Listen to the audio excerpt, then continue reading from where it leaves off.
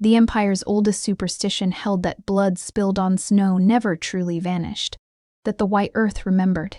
Valerian Dusk had lived long enough to know the Empire's superstitions were rarely wrong.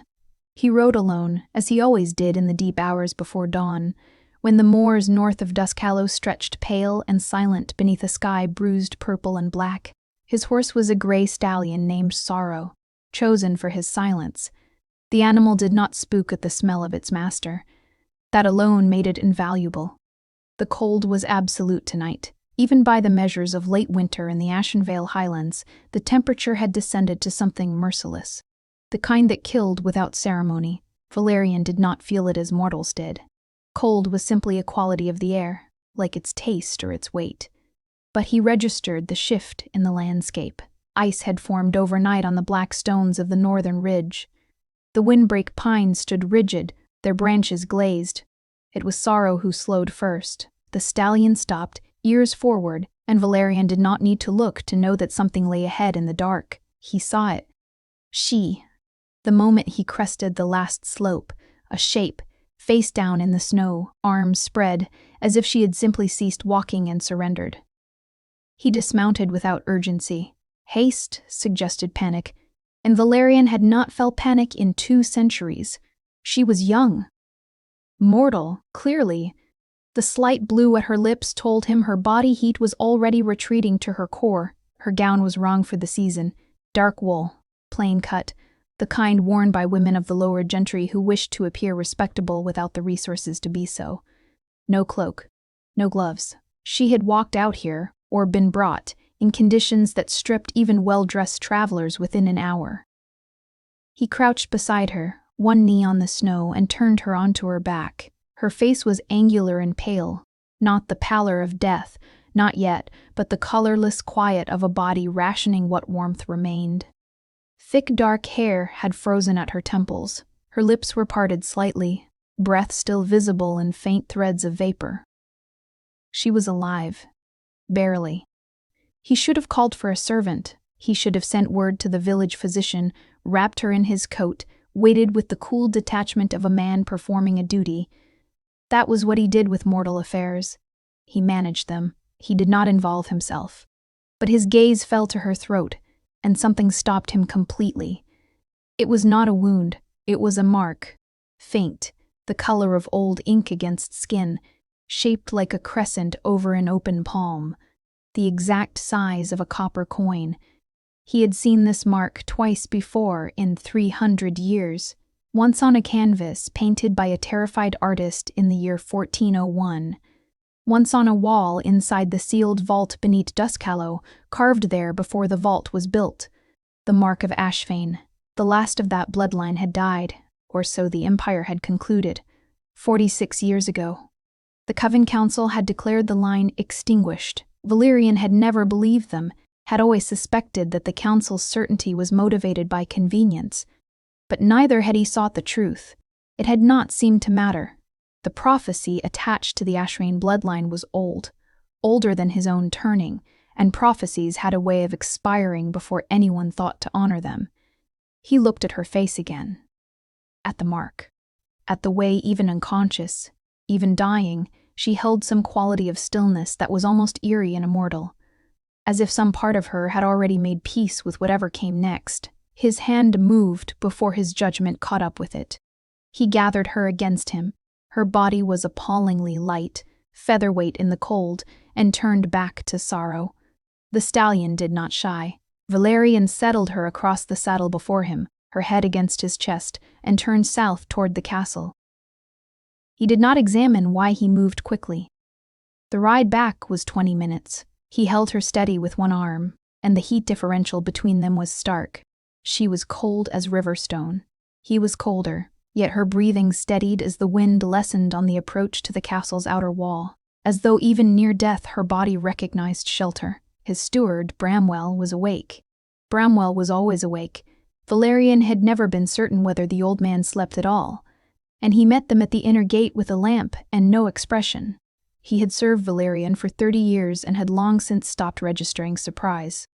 "The eastern room," Valerian said, dismounting with her in his arms. Warmed, the physician's cabinet opened. My lord, Bramwell fell into step beside him, lamp raised. She is mortal, obviously, the mark on her throat. I am aware.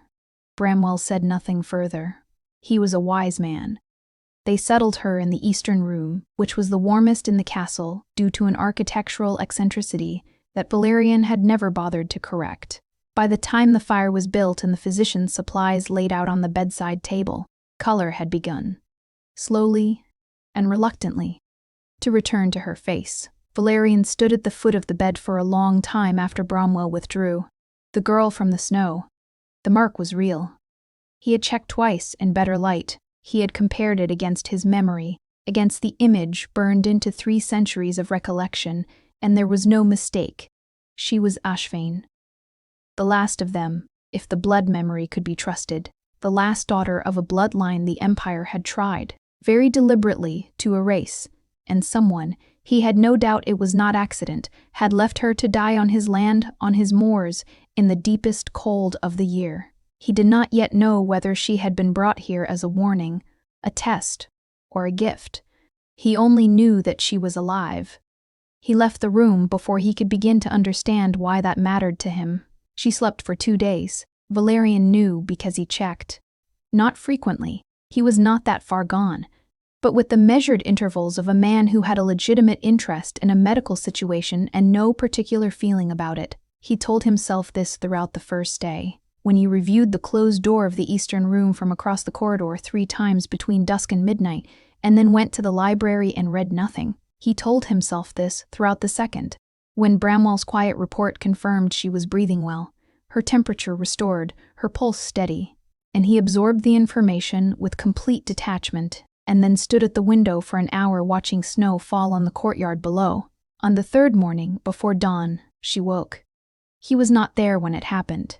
Bramwell was, attending with a candle and a cup of broth, and the report he delivered afterward was, as always, precise, without being embellished. She had asked where she was. She had been told Duscalo. She had been still for a moment. Not frightened, Bramwell noted, just still. And then she had asked whether she might have something warm to eat. She did not ask who lives here, Valerian said. She asked, Bramwell replied. Who to thank? Valerian turned back to his correspondence. Tell her I will call on her this evening. He did not call on her that evening. He did not go to the east wing at all. He had the sense, the first faint edge of it, like the distant smell of smoke before a fire is visible. That proximity to her required a kind of preparation he had not identified yet. He needed to know more about what she was before he stood in the same room with her. He spent the afternoon in the sealed vault. The vault lay 3 levels beneath Duscalo's foundations, accessible by a staircase that only Valerian knew, behind a wall that appeared to be solid stone.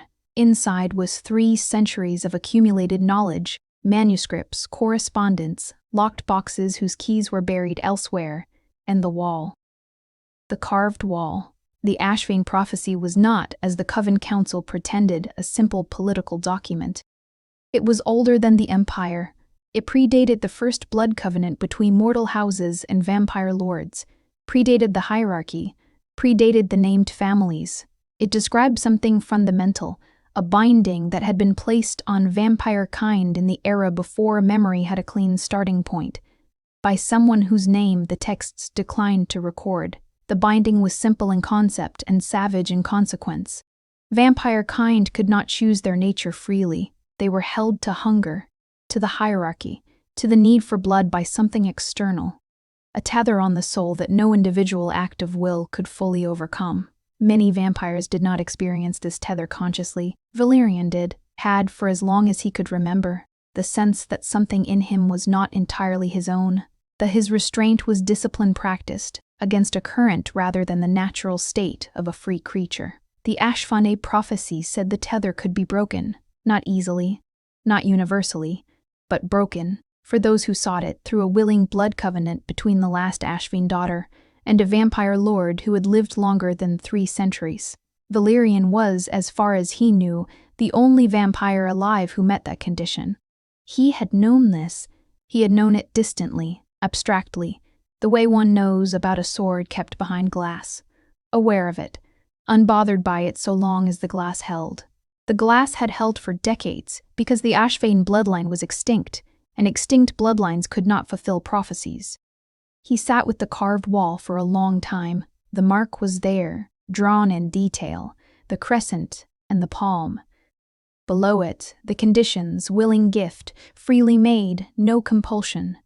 He thought of her face in the snow, the stillness of it, the quality he had noticed and not yet named. When he returned upstairs, Bramwell was waiting with another report. A rider had arrived from the Coven Council's eastern post. They were aware of an Ashvane-marked individual having been seen moving through the Empire's interior.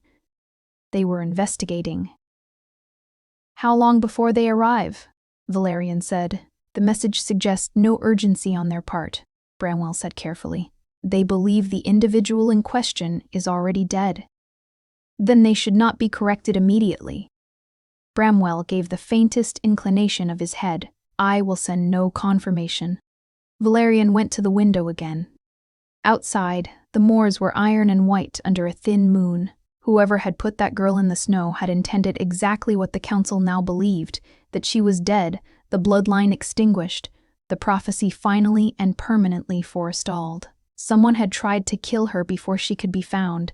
Someone knew what she was. The question was whether she knew it herself. He knocked at the door of the eastern room at 11 that night. A beat of silence. Then her voice, quiet, cautious, unrevealing. "Come in." She was sitting upright in the armchair by the fire, wrapped in one of the heavy wool blankets from the bed, a cup held in both hands. She looked up when he entered, and her expression did not quite resolve into any single emotion. She was not afraid. That was the first thing he registered. Cautious, yes. She was clearly measuring him, but not afraid. Her eyes were dark. Her face was sharper awake than it had been in unconsciousness, the lines of it more particular, more present. "You are the lord of this house," she said. Not a question. "Valerian Dusk," he said. He did not approach further. He stayed near the door. "You have been here 3 days." "I know." She looked down at her cup. "I should thank you." "It was necessary," he said, which was not the same as accepting gratitude. She looked up again, and there was something in her gaze. Not challenge, but attention. The kind of attention that noticed things. "Why?" she said. He studied her for a long moment. The mark at her throat was covered by the blanket's edge. "What is your name?" he asked instead. A pause. "Isolde," she said. And then, softer, "Isolde Ashvane." The fire crackled. He was still. She had known. She had known exactly who she was. She did not ask to leave until the second day of her waking. In the interim, Valerian watched her the way he watched everything, from a distance, with a patience that centuries had made habitual. He did not hover. He did not interrogate. He arranged for better meals. Bramwell oversaw this without being asked, and left the library unlocked. Whether she would go there was information in itself. She went there within the hour. He found her that evening standing in front of the third-floor gallery that overlooked the library's main floor, her head tilted back, reading the spines of the upper shelves from below. She had found a candle somewhere and held it close to her face, and the light made the planes of her cheekbones sharp and warm. She was still in the borrowed clothes Bramwell had provided, plain gray wool, unadorned, overlarge at the shoulders. She had pinned the sleeves. She heard him on the stairs. Mortals always did, a little late, and turned. Her expression was composed, not practiced composure, the performance of a woman trained in courts and negotiations, but natural composure, the kind that came from long habit or long grief or some combination of both. "The eastern shelves," she said, "the ones marked with red ribbon." "What language is that?" He crossed to the gallery rail and looked where she indicated. "Old Varenthi, a dialect spoken in this region before the Empire consolidated its borders, approximately 400 years ago." She considered this. "Can you read it?" "I was alive when it was spoken." That landed the way it always did with mortals. A small, absorptive silence, a recalibration. She handled it better than most. She simply nodded, filing it away. "I would like to leave," she said. When it is safe. It is not safe, he said. Not yet. Then when? It was not quite a question. The absence of the question mark was informative. She was not asking his permission. She was asking for information. He respected that more than he expected to. The individuals who left you on the moor, he said, have a long reach. Until I understand who they are and what exactly they know about you, I cannot tell you when the road outside this estate will not carry them. She turned back to the shelves. Her hand moved along a row of spines and stopped. You know what I am. Yes. And what that is worth in the current politics.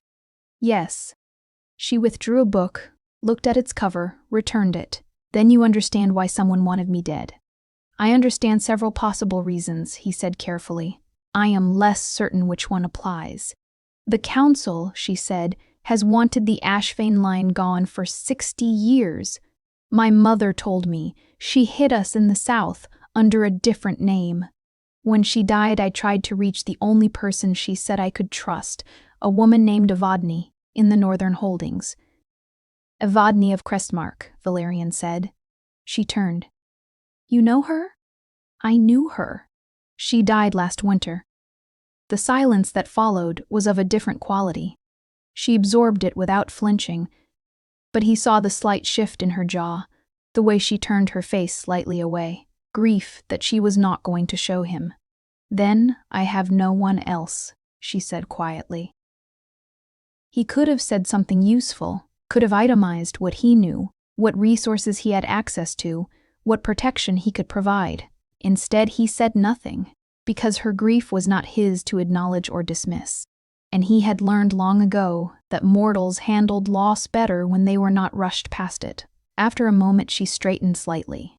Composure again, resuming its place like a garment put back on. What do you want from me? She asked. The question was direct and deserved a direct answer. He gave her the true one. Nothing, he said. Not yet, possibly not at all. That is not an answer.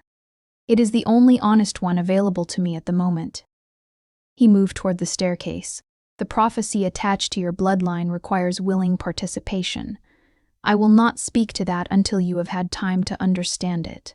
For now, consider yourself a guest under my protection, a guest who cannot leave, a guest who would not survive leaving. He paused at the top of the stair. There is a distinction. She looked at him for a long moment. He held her gaze without difficulty. 3 centuries of practice made that effortless. But there was something in the steadiness of her return gaze that was not nothing. She was not trying to stare him down. She was simply not looking away. All right, she said. Then I would like access to these shelves, and ink and paper. Bramwell will arrange it. And I would like to know. She stopped. Yes? She hesitated only briefly. Why did you come out to the moor that night?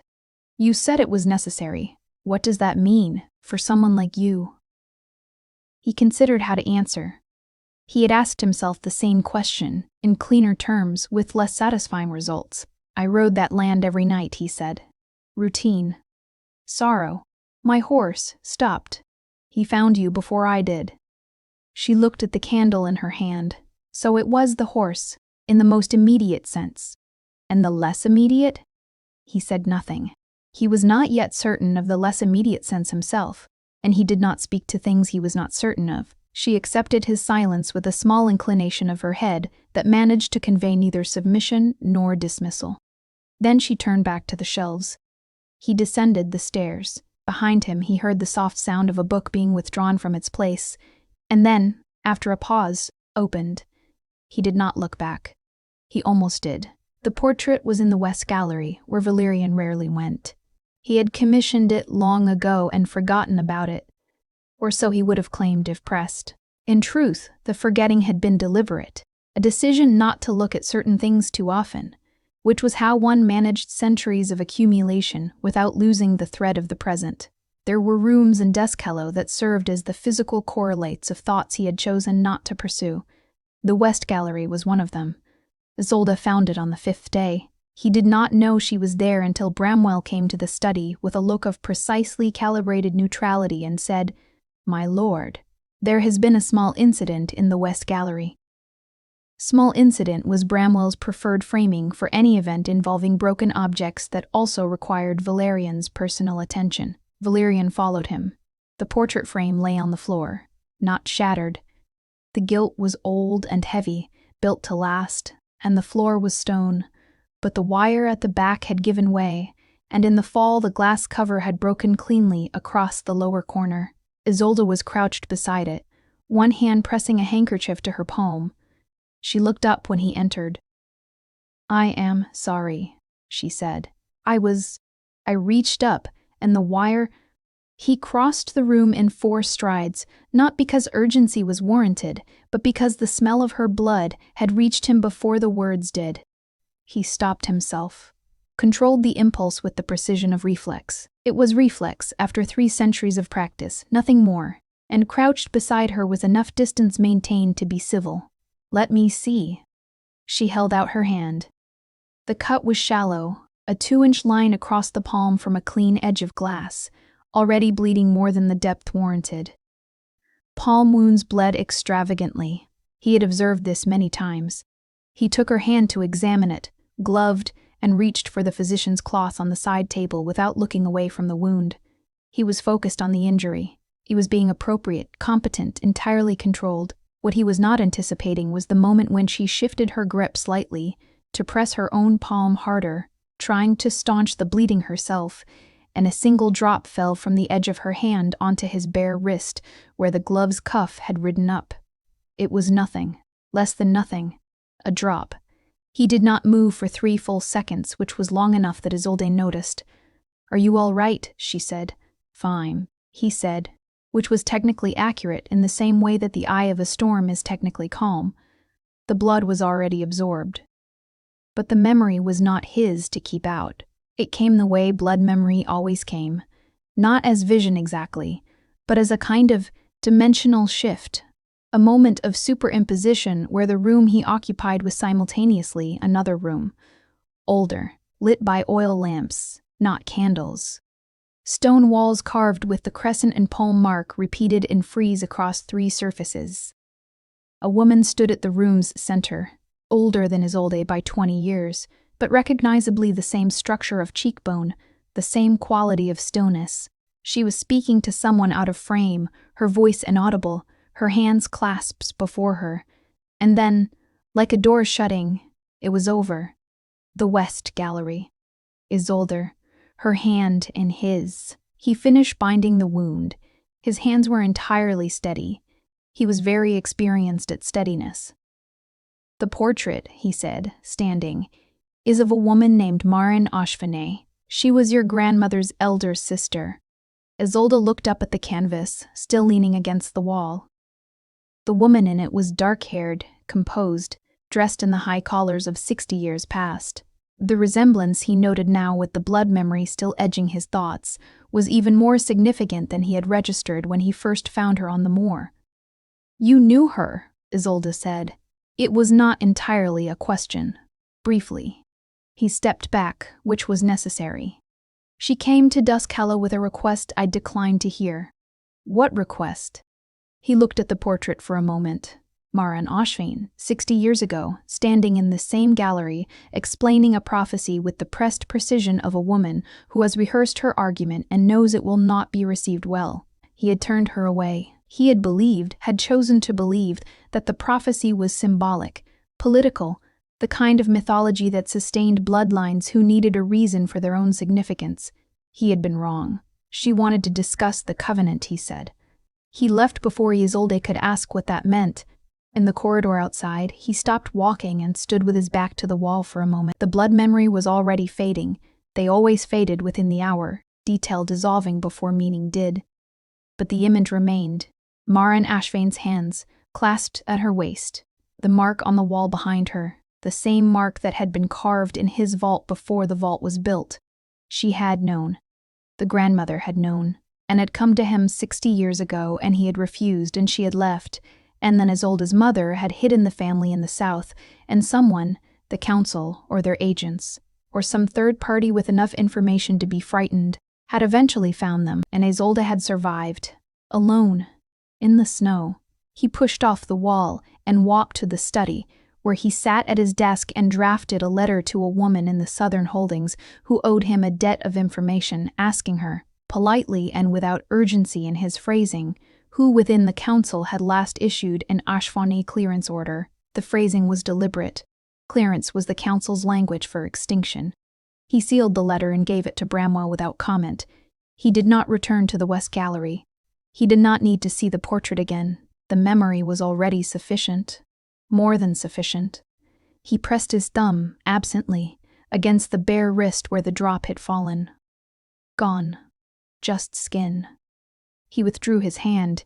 The vault smelled of stone and old ink and the particular silence of sealed things. Valerian went down 3 nights after the incident in the West Gallery. When the letter South had received no answer yet and Isolde was moving through the library's shelves with a focused quiet that suggested she was beginning to understand what she was looking for.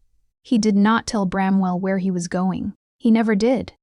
The carved wall was as he had left it. He stood before it for a long time, long enough that the single lamp he'd brought had burned 1/3 of its oil before he moved. The text that surrounded the carving was not beautiful. It was the writing of someone who had been afraid. The letters pressed hard and uneven, the language Olveranthi mixed with something older that he had no clean name for. He had translated portions of it across several visits over 3 centuries. He understood perhaps 2/3. The portions he had not translated were the ones he had not needed before. He needed them now.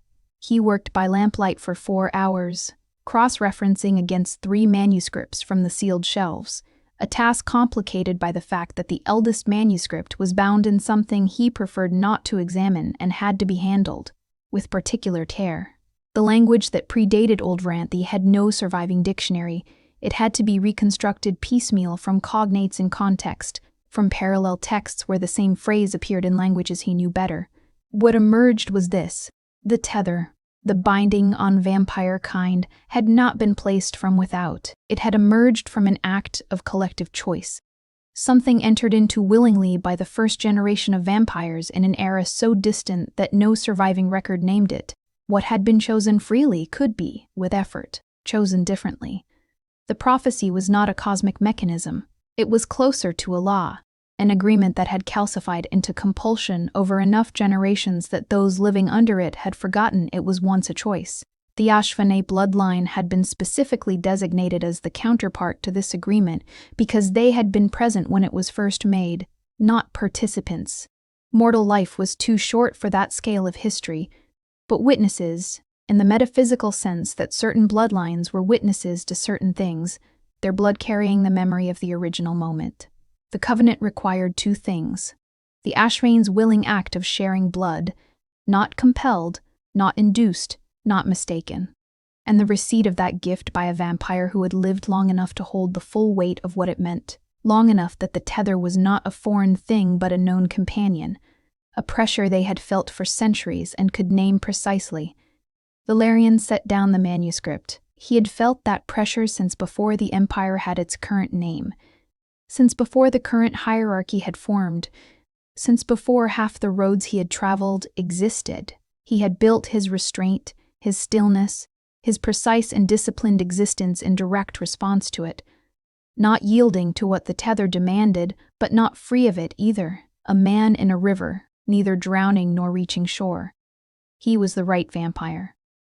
He had always been the right vampire. Marin Ashvane had known this 60 years ago and had come to tell him, and he had turned her away because he had not wanted to be the right vampire, because being the right vampire meant engaging with a prophecy that would change something fundamental, and he had survived by changing as little as possible. He sat in the vault for a long time after he finished reading.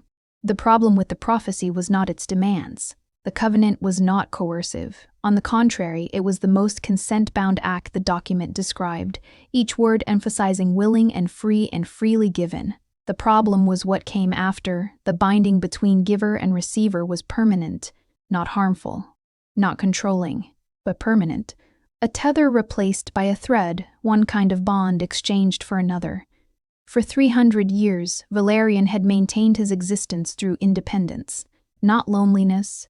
He had never called it that, but distance, the deliberate preservation of space between himself and everything that could become necessary to him. Things you did not need could not be used against you. People you had not grown attached to could not be taken. He had been very good at this. He thought of Isolde in a library reading, the way she tilted her head at text she found difficult, the way she pressed one hand flat against the page as she worked through it, the way she did not fill silence with words, the way she had looked at him in the West Gallery, not frightened, not grateful, not beseeching, just present. He thought of her hand in his, the warmth of it through the cloth, the weight of it. He climbed back up from the vault at 3:30 in the morning and stood at the top of the passage for a moment, the stone door still behind him. The light under the library door was still burning. He crossed the corridor and stood outside it. Inside, paper turned softly. She was reading, still, at this hour, as though sleep was something she could defer if the page was compelling enough. He did not knock. He returned to his study and sat at his desk. He pulled a clean sheet of paper toward him and wrote 3 words in the center of it. Then he stared at the words for a long time. He folded the paper, put it in the locked drawer on the right side of the desk. He would not use it yet. Perhaps not at all. The prophecy required her willing choice. It required information before choice. Before either, it required time and trust, and the kind of knowledge that could not be transferred in a single conversation. He could be patient. He had been patient for longer than her entire bloodline had existed.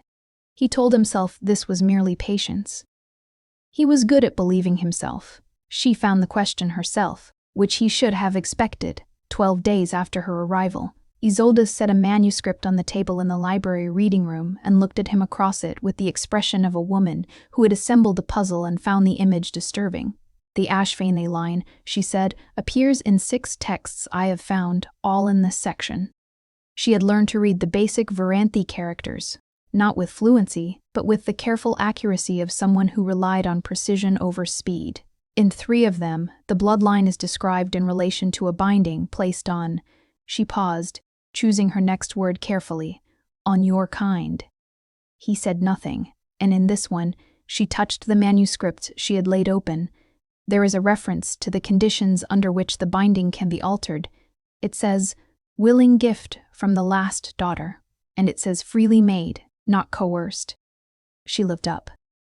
My mother told me we were hiding from the council because of old politics, old grievances. She said the Ashvane name carried enemies. She didn't tell me this. She may not have known all of it, he said. Your grandmother's elder sister knew. She came here, Marand. Yes. She died before I was born. Isolde closed the manuscript gently. What exactly am I, in the context of this prophecy? He considered how to answer this without the language of obligation, which would be misleading. You are the last carrier of a bloodline that was present at the origin of a particular agreement. Your blood holds the memory of that origin, not as something you can access consciously, but as a property of what you are. In the right context, that memory can be activated. The blood exchange. Yes, and this would help your kind. In theory, those who sought it. The covenant doesn't compel. It offers a path each vampire would still choose. She was quiet for a moment.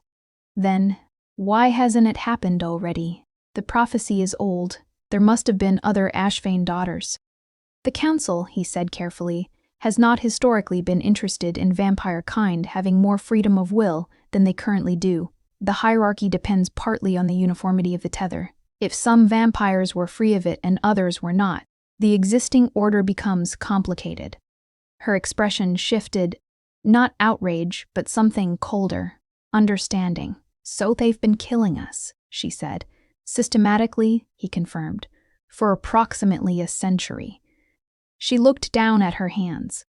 The cut on her palm had healed cleanly, leaving no mark. He had noticed this, had registered it as confirmation of something he had already known, because a bloodline descended from that particular history would not heal like ordinary mortals.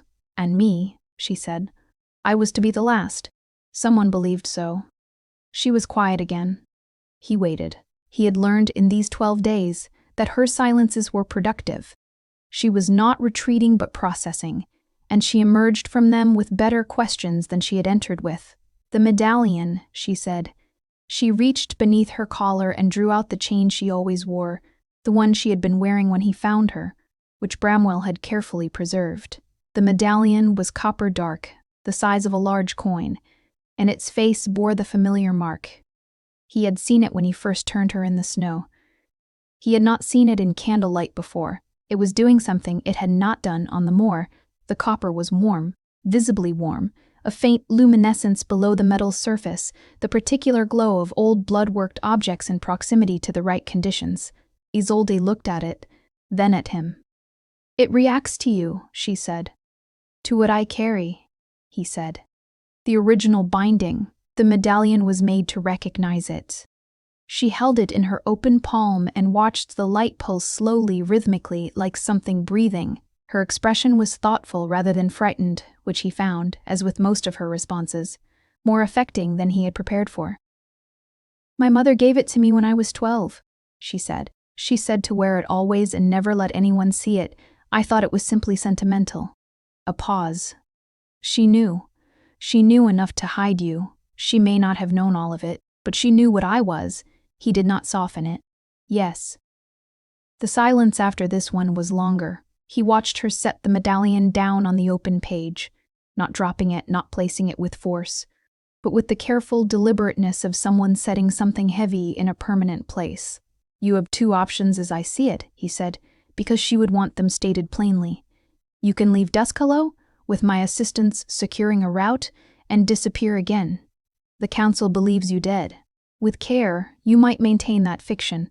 And the second, you remain here, under my protection, until the situation with the council resolves, however long that takes." He paused. "And until you have enough information to decide, freely, what you want to do with what you are." She looked at him, not the measuring look she had given him in the beginning. This was something more direct. "You said freely," she said. "Not once, but several times. Every time you describe the covenant, or my choice, or my situation, you keep using that word. I am aware. Why does it matter to you?" He held her gaze. "Because the alternative is coercion, and I have no interest in that." She picked up the medallion again and held it for a moment, watching its light. "I'll stay," she said, "for now." He nodded once. Left without another word, in the corridor, he stopped. His hand was not entirely steady. He clasped it behind his back and continued walking. They arrived on a Tuesday, in the middle of a gray afternoon that had not quite decided to snow. 5 riders, uniformed in the council's black and gray, and behind them a 7th figure in a traveling cloak who Valerian recognized at a distance by his height, and the particular way he held his reins, as though the horse owed him something. Lord Marek, the council's chief enforcement officer, which was a title that sounded administrative and meant something considerably darker. Valerian was at the gate when they arrived. He had been informed by the watch an hour ago, which gave him time to consider his approach and to speak briefly with Isolde. "Go to the east wing," he had told her. "The upper room, lock it from the inside." She had looked at him steadily. "How bad?" "Manageable," he said. "But not pleasant." He paused, then added, "There is a panel behind the wardrobe in that room. It opens to a staircase that exits through the kitchen garden. Bramwell knows it." She understood what he was saying, that he was giving her an escape route, not because he expected to fail, but because he would not leave her without one. "Valerian," she said. It was the first time she had used his name without the title. He noticed it. He did not say so. "Go," he said. "Please." She went. Myrique dismounted in the courtyard and looked around at Duskhallow with the expression of a man who had visited before and found it unchanged, and this confirmed his low opinion of it. He was not ancient, perhaps 150 years, but he had accumulated considerable authority in that time through a combination of genuine intelligence and a flexible relationship with the council's own statutes when they inconvenienced him. "Dusk," he said. "Myrique." Valerian stood at the top of the entrance steps with his hands clasped behind him. He did not descend. "I was not expecting a visit." "No." Merrick came up the steps, which was a deliberate territorial signal, not waiting for invitation. "We have reports of a blood-marked individual in this area, Ashfane Mart. That bloodline is extinct. Evidently not. Merrick's gaze moved across the castle facade with careful attention, the way a man catalogues exits and positions. Our intelligence suggests otherwise. We have a blood signature reading from this vicinity. He had been sending scouts for days then. Blood reading was not precise at range. It required either proximity or a specific artifact, and Merrick had had both time and resources. Valerian had expected this, had calculated the delay before it became undeniable. "You are welcome to search my grounds," he said. "Find whatever you find." "I intend to." Merrick paused at the top of the steps and looked at him directly. "You understand the Council's position on this. The clearance order. For the safety of the hierarchy's stability, yes. A living Ashrendate is a mortal woman," Valerian said, keeping his voice even, his face still. "With no capacity to harm anyone. With a capacity that concerns the Council enormously." Merrick's tone did not change. "You know this, Dusk. You are not uninformed. The prophecy, if fulfilled, destabilizes the entire foundation of vampire hierarchy. We have maintained order for 3 centuries, through suppression," Valerian said, "through consistency." Merrick's eyes were flat. "Don't moralize at me. You've benefited from the same order." There was nothing untrue in this, and Valerian did not argue it. He gestured toward the door, the receiving room. "We can discuss this formally." They discussed it for 2 hours, which was a long time to spend arguing a position he had no intention of yielding while also appearing to yield enough to prevent immediate action. Valerian was very good at this. He had been doing it since before Merrick was turned. By the end of the meeting, Merrick had agreed to a waiting period, investigative he called it, of 48 hours before any clearance action could be authorized. It was not what Merrick had wanted. But the Council's own statutes required a formal finding of presence before a clearance order in an established lord's domain. The 48 hours was the minimum Valerian could extract. He showed Merrick and his escort to the guest quarters on the north wing, the furthest rooms from the east, and retired. He did not sleep. At 3 a.m, Bramwell came to him with no expression whatsoever, which meant the situation had escalated. One of Merrick's men had been seen near the east wing, not searching, moving too purposefully to be searching. Merrick had not waited for dawn. Valerian was in the east corridor before Bramwell finished speaking. The man he found was not one of the uniformed riders. He was older, moving carefully, and held something in his right hand that Valerian recognized as a blood anchor, an artifact designed to locate a specific signature and lead directly to it. He had locked on to Isolde. Valerian did not announce himself.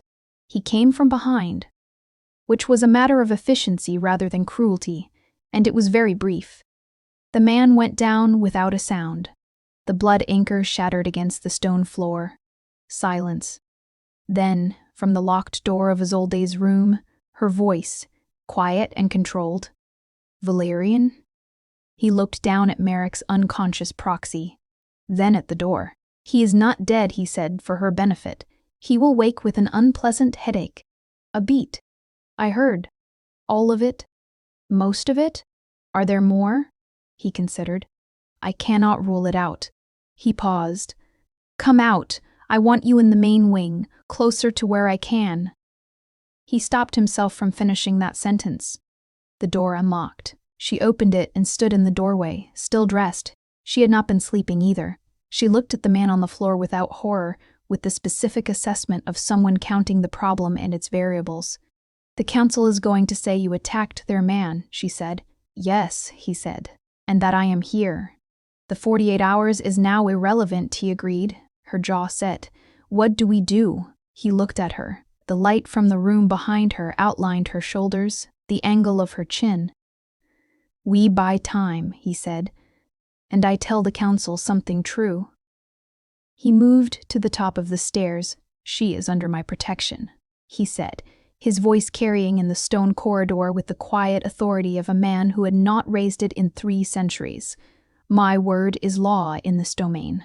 Anyone who forgets that will not receive a second reminder." The Council's formal response arrived the next afternoon. Merrick was withdrawing his party, temporarily. The letter made clear, with the kind of precision that left no ambiguity about what temporarily meant. He had invoked the Lord's domain clause himself. which was the only statute that could require the council to recognize Valerian's authority to hold them at bay, and he had invoked it with the grace of a man who had decided to change his approach rather than his objective. Valerian read the letter twice, noted its implications, and burned it in the study fireplace. He had perhaps 2 weeks before Merrick returned with a better legal argument or a larger force. Perhaps less. It was Isolde who found him in the study doorway an hour later, which he had not heard her approach, which was unlike him. But he had been somewhere far inside his own calculations and had not attended to the outer world as carefully as usual. She looked at the fireplace, at the ash that remained of the letter. "Bad news," she said. "Not unexpected news." He turned from the fireplace. "We have time." "How much?" "Enough," he said, which was the honest answer. "Merrick will try to find another statutory basis. The Council's clearance authority does not technically override a Lord's domain protection. He knows this. He will need to build a specific case. And in the meantime, he said, we are exactly where we were." She was quiet for a moment, looking at the fire rather than at him. She had something in her hands, a cloth, he realized, and a small bowl, the kind used for washing wounds. "You're bleeding," she said. He looked down. The skirmish in the corridor had been brief, but not entirely without contact, a scoring along his left forearm where Merrick's proxy had managed, in the moment before Valerian put him down, to produce a small blade. Vampires healed faster than mortals, but not instantly, and the cut was still present beneath his rolled sleeve. Shallow, but visible. He had not thought to address it. He had been busy. "It's minor," he said. "I can see that." She did not ask permission. She crossed to the chair nearest him and looked at him with the expression of a woman who had found a practical task and intended to complete it. He sat because the alternative was the awkwardness of declining something offered without agenda. She drew up the low table, set down the bowl, and unwrapped the cloth. Her movements were efficient and careful, not medical precision, but the kind of competent care that came from having done small injuries before. From having been, perhaps, the person in a household who handled these things. She did not hesitate, but she did not rush. He watched her work. She cleaned the cut without fuss and wrapped it with a bandage from the physician's cabinet that she had evidently thought to bring. The whole thing took perhaps 4 minutes.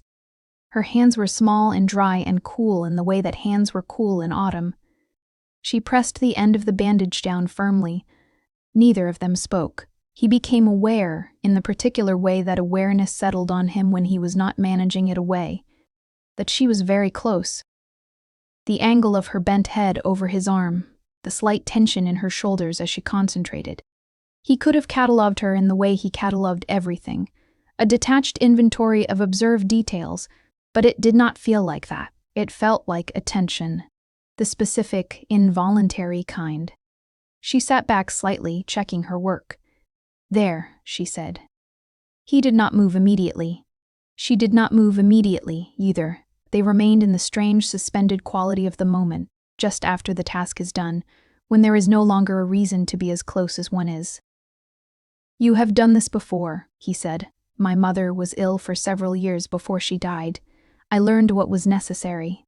She looked at the bandage rather than at him. She said the Ashverne women were always suited to things that required patience. He considered this. "What else did she tell you about what you are?" "That the blood was important, that I should never give it willingly to anyone without knowing why." A small, wry inclination of her mouth. Not quite a smile. She was not specific about the reasons, but the instruction was clear. She was wise. She was frightened, Isolde said. "There's a difference." She stood, gathering the cloth and bowl, her movements returning to their usual unhurried rhythm. He stayed seated, watching her, not for any reason he could clearly name. "Valerian," she said, not looking at him, carrying the bowl to the side table. "Yes? When you said, in the corridor last night, that she is under my protection, my word is law, did you mean it? Or was it for Merrick's benefit?" He was silent for a moment. The question was honest, and it deserved precision. "Both," he said. It was strategically appropriate. It was also true. She turned finally and looked at him. Her expression was not soft. It was clearer than soft, something more precise. "I have not had anyone's protection in a very long time," she said. "I know. I don't know what to do with it." "You don't have to do anything with it," he said. "That is the nature of protection. It doesn't require reciprocal action." She held his gaze for a long moment. He held hers. "I haven't thanked you properly," she said. For any of this. You thanked me the first night. That was courtesy. I didn't know you yet." She paused. "I know you better now." He did not reply. He was not certain what reply was adequate, and he had a long-standing policy against speaking when silence was more accurate. She said nothing more, but she did not look away for a breath too long. Then she took up the cloth and the bowl and left. He stayed in the chair. He had not touched her. She had not touched him beyond the necessary care of the wound. And yet something had been said, or something had been changed. Not declared. Nothing so legible as that. Something had shifted in the quality of whatever this was between them, moved some degrees closer to what it might eventually be. He pressed his right hand lightly over the bandaged arm. He left it there. He had watched her for 3 weeks now. This was not the watching he had done in the beginning. The assessment of an unknown quantity, the reading of a mortal's behavior for information. This was something else. Something that he had no useful prior vocabulary for because the prior experiences it might draw on were all hundreds of years stale, and feelings did not stay usable over that kind of distance. She read in the library until late. She asked Bramwell questions about the estate with the same attention she gave the manuscripts. Interested, specific, not performative. She walked the interior garden in the afternoons when it was not snowing, with her hands inside her sleeves against the cold, and she moved through the space as though she were slowly making a decision about it. She was, he had come to understand, someone who moved slowly through decisions, who gathered all available information before she committed, who would rather sit with uncertainty than reach for premature clarity. He recognized this quality because he had spent 300 years doing the same thing. He stood at the window of his study and watched the garden below, where she was not, she was inside. It was too cold tonight, and understood with the particular clarity of a thing that has been known for some time but only now acknowledged, that what he felt was not duty, was not the prophecy's pressure, was not the biological fact of blood memory and bond proximity. It was simpler and more terrible than any of that. He left the study and went down. She could not sleep. This had been true for several nights. The insomnia not anxious but alert. The feeling of waiting for something, not with dread, but with the specific tension of a question approaching its answer. She wrapped herself in the heavy robe from the chair and went to the garden, which was cold, but not brutally so. Tonight, the snow having compacted into stillness rather than continuing to fall. The sky was the deep blue-black of the hour before dawn began to dilute it. She could see stars, faintly, through a break in the clouds. She was thinking about the prophecy. She had been thinking about it for days, not the political dimensions, though she understood well enough, but the personal one, the part that the manuscripts described with their characteristic old Varanthi indirection, the willing gift of the last daughter, and what it would mean to give it. Not what it would mean for vampire kind, or for the Council's order, or for Valerian's 300-year-old burden. What it would mean for her. She heard the garden door open behind her and turned. He was there. Not in his usual formal dress, there was something almost undone about him. By his standards, the collar of his coat unclipped, his hands at his sides rather than clasped behind him. He looked at her across the dark garden with an expression she had not seen on him before. Something almost uncertain. She turned to face him fully. "I couldn't sleep either," he said. "I know," she said. "I heard you leave the study." A pause. He came toward her, stopping a few feet away, looking at the same dark sky she had been looking at. For a moment, neither of them spoke. The quiet between them was not uncomfortable. It had not been uncomfortable for some time. "Tell me what the prophecy actually requires," she said. He was still for a moment. "A willing act," he said, "freely made. Your blood, given without coercion, received by a vampire who meets the conditions. The bond that forms is permanent. Permanent, how? A thread, he said. Not a tether. You would feel, he paused, a presence. At distance. A direction, if you wish to follow it. Not compulsion, not pain. And you? She said. The same. She considered this. And the covenant would begin to dissolve the binding on your kind? For those who sought it, each would still choose. But for you specifically, would it free you? He did not answer immediately. The silence stretched long enough that it became itself an answer. Yes, he said quietly. She turned her face slightly toward him. He was looking at the sky still, or pretending to. You have not asked me, she said. I know. Why not? He looked at her then. In the dark before dawn, his face was stripped of its usual control. Not vulnerable precisely, but present in a way that was more complete than she usually saw. Because asking you serves my interest, he said. And I need you to be certain that whatever you decide, you are deciding it freely. Not from gratitude, not from fear, not because I have asked. And if I decided it freely. He was very still. Then I would receive it, he said, with full understanding of what it means. The stars above the garden were fading slightly, the first infinitesimal suggestion of approaching dawn, not visible yet but sensed. What does it mean, she asked, to you, not to the prophecy, to you? He was quiet for a long time. It means, he said at last, that I would not be alone in the way I have been alone. He said it without decoration, without apology, that there would be a thread. Not obligation, a thread. She looked at him for a long time, the garden still around them, the sky slowly changing its mind about staying dark. I need to think, she said. Will you give me time? As much as you need, he said. Whatever you decide is the right answer. She nodded. She turned back toward the house. At the door she stopped. Valerian, she said. He looked at her. I'm glad it was your land, she said. That I fell on your land. She went inside. He stood in the garden until the stars disappeared entirely. They came on a Thursday, which was unremarkable, except that it had been snowing since midnight and the landscape outside Dusk Hallow was white and trackless when Bramwell's knock came at 2 a.m. Riders, the old steward said, from the southern pass, 15, perhaps 20. Valerian was already moving. Wake her. My lord, the east wing, escape, wake her, he said again. She'll want to know. He had spoken, privately, to Merrick's formal letter 3 days ago. He had understood from its language, carefully diplomatic, methodologically escalating, that the council had found a better argument and was coming with it. He had spent those 3 days preparing what he could prepare. The sealed vault was secured.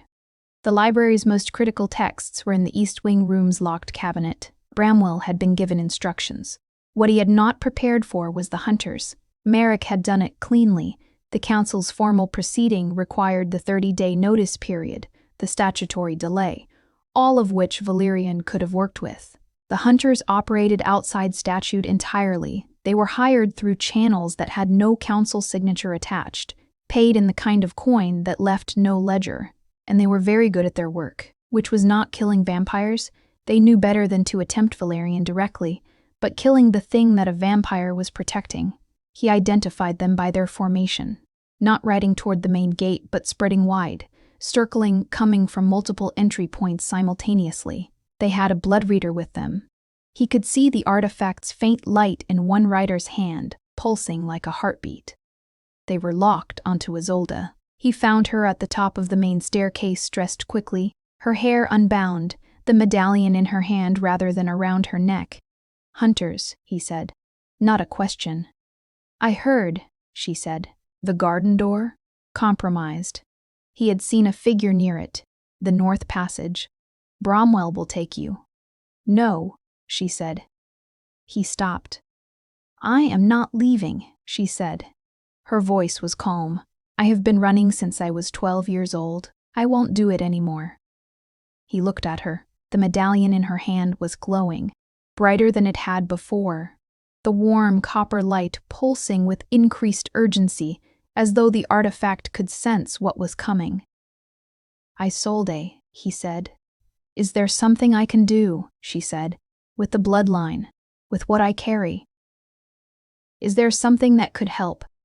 He had not told her this, had not intended to tell her, but she was looking at him with the expression she had when she had decided something and would not be redirected, and the hunters were circling the perimeter, and she was not wrong that she had been running long enough. "The dormant power in your blood," he said carefully, "can be activated by proximity to the binding. To me, it does not require the covenant. But it is," he paused, "it is not safe for you. It draws from your own life force. How much? I don't know precisely." She closed her hand around the medallion. "Then we find out." What followed was not elegant. It was dark and brief and violent in the specific way that vampire violence always was, efficient, purposeful, deeply frightening if you were watching it for the first time. Valerian moved through the north passage and the outer garden like something that had decided to stop being patient, and Isolde understood watching him that the restraint he wore like a second skin was exactly that, worn, adopted, chosen daily over something much older and much larger. She did not watch him. She watched the medallion and felt, for the first time, the warmth of it extending upward into her arm, into her chest, spreading through her like the first moment of heat in a cold room. It was not painful. It was something stranger, the feeling of a door opening inside her that she had not known was there.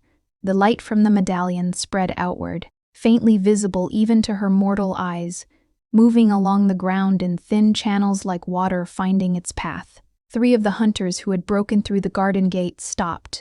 1 dropped his weapon. The blood reader shattered in its carrier's hand. It lasted perhaps 30 seconds. Then the warmth reversed, pulling back fast, and Isolde put her hand against the wall. The weakness was immediate and total. Not pain, exhaustion, the bone-deep kind, as though 3 days of waking had been compressed into 30 seconds. She heard Valerian's voice before she registered that she was falling.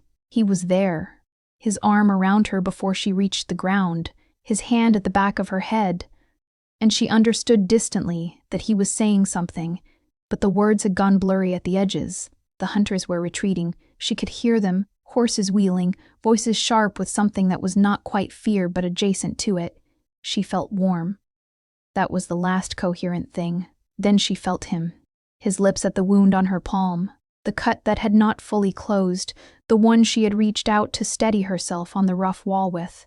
Not taking, giving, pouring something back. The covenant, she realized, arriving in the thought from a great distance.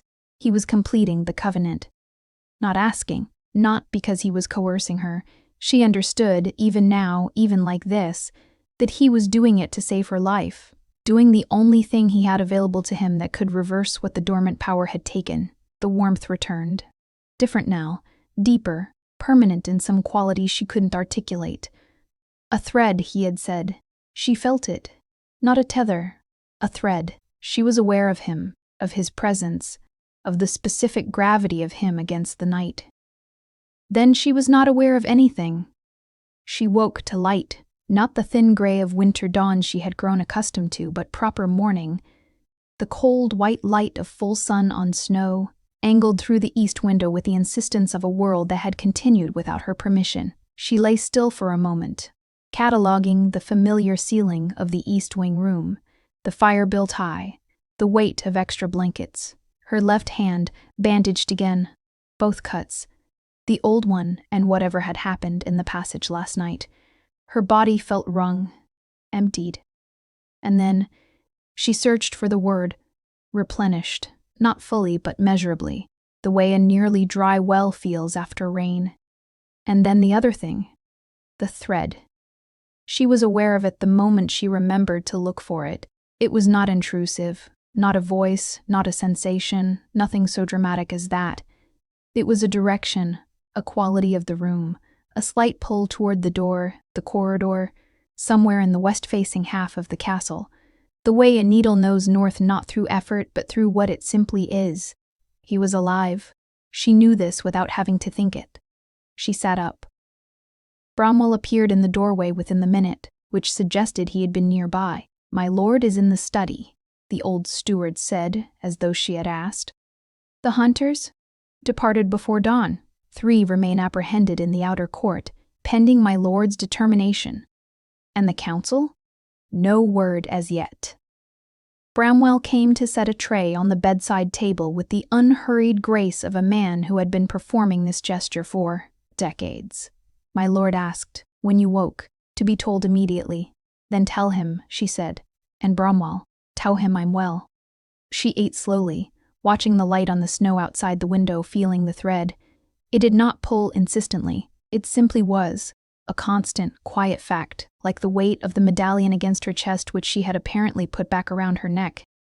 At some point she couldn't account for. She was thinking about what had happened, turning it carefully. He had not asked.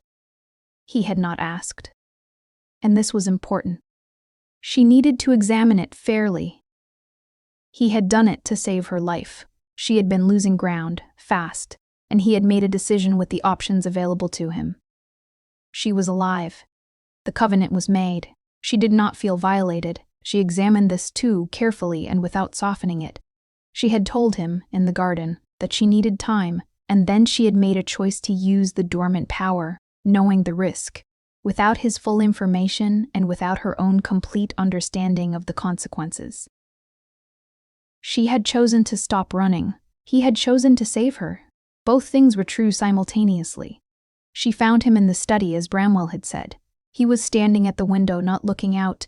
His back was to the glass, his face to the room, as though he had been waiting rather than observing. He looked at her when she entered, and something in him settled slightly. A tension she hadn't seen from the outside but could feel, now, through the thread, the release of it. "You should be resting," he said. "I've been resting for approximately 8 hours. That's sufficient." He said nothing. His expression was difficult to read in the way his expressions always were, except that she read them better now than she had before. And what she saw was something that was not guilt, exactly, but close to it. The posture of a man who had acted on necessity and was not at peace with the necessity. "Valerian," she said. He met her eyes. "I know you didn't ask," she said. "No. And I know why. I should have found another way." "You didn't have another way," she said. "I was dying. You used what was available." She paused. "I made my own choices last night. They led where they led. You deserve to have chosen freely." "I did choose freely," she said. "Earlier, in the garden, when I said I was glad it was your land." She held his gaze. "I was not speaking about geography." He was very still. "The covenant doesn't need to change anything immediately," she said. "I know what it is. I know what it means. I know it's permanent." She was steady as she said this, not performing steadiness, genuinely steady. The way she had been on the night he first met her, that quality she had of having made peace with things. "I'm not asking you to declare anything. I'm just telling you that I understand what it is, and I am not afraid of it." The silence after this was long, but it was not empty. It was full of the specific weight of things that do not need to be said aloud to be heard. He moved from the window and crossed the room toward her. He stopped when he reached her. Close. Closer than he had been since the garden. Since the corridor. Since the bandage on his arm. He looked at her for a long moment. Then he reached out and took her hand. Not the wounded one. The right, unhurt. His fingers around hers, carefully, as though accommodating the possibility that she might not want this and leaving her room to change her mind. She did not change her mind. She did not change her mind. They stood at the study window together, the snow outside brilliant and cold and vast, and neither of them spoke, because nothing that remained unsaid was more important than what was already understood. She felt the thread between them. Constant, quiet, a direction without compulsion. And thought of her mother's instruction. Never give it willingly, without knowing why. She knew why. The morning continued. The snow did not stop. The empire, with its councils and its clearances and its ancient politics, would reassemble itself around this new fact and decide what to do about it. That would take time, and it would not be easy. And there would be more riders, and more letters, and more of Merrick's particular brand of careful menace. But for now, there was the window, and the light, and the quiet, and the thread, steady as a pulse, and the hand that held hers, careful and present, asking nothing. That was enough. That was, she thought, more than enough.